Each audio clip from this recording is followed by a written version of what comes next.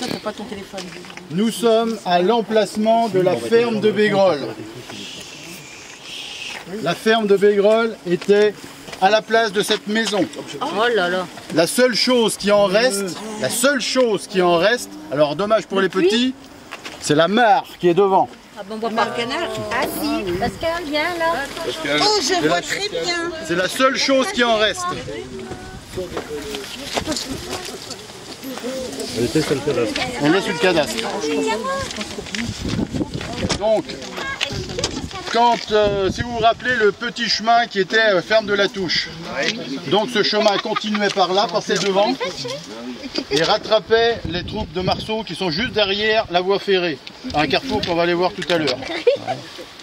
Quand Stofflet s'en va sur la gauche, la Roche-Jacquelin à droite, c'est donc Delbé et Bonchamp qui viennent par là. Donc ils prennent la ferme de Bégrolles et après ils vont se trouver coincés avec Marceau en face et le général Barre. Là, ça va être une épouvantable boucherie.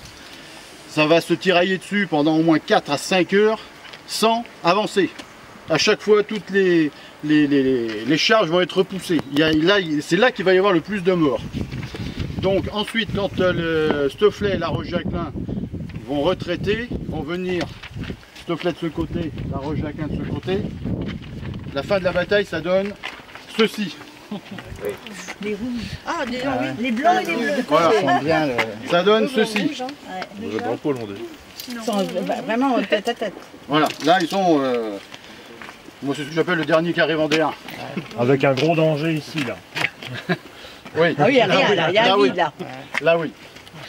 Et donc, quand tout ce monde revient ici, il est à peu près 19h, quelque chose près, en gros entre 18 et 19h, et Delbé veut lancer une dernière charge. Il y en a qui vont appeler suicidaire, moi je suis à peu près d'accord. Il a déjà 13 blessures quand il lance cette charge. Il va lancer cette charge droit devant, face à Marceau, en plein centre. En plein centre. Il va lancer en plein centre ici. Marceau garde ce carrefour là, il va lancer en plein centre. L'idée est très bonne, parce que s'il perce le centre, les armées vont bifurquer comme ça et comme ça. Et Stofflet va pouvoir les éliminer de ce côté, la Roche-Jacquelin de l'autre côté. C'est bien. C'était une très bonne idée. Mais, moi après c'est mon idée, après vous en faites ce que vous voulez, je soupçonne, parce qu'il sait que de toute façon, si jamais il perd ici, c'est fini. Parce que tous les plus vaillants de ses camarades de combat sont morts ici. Hein.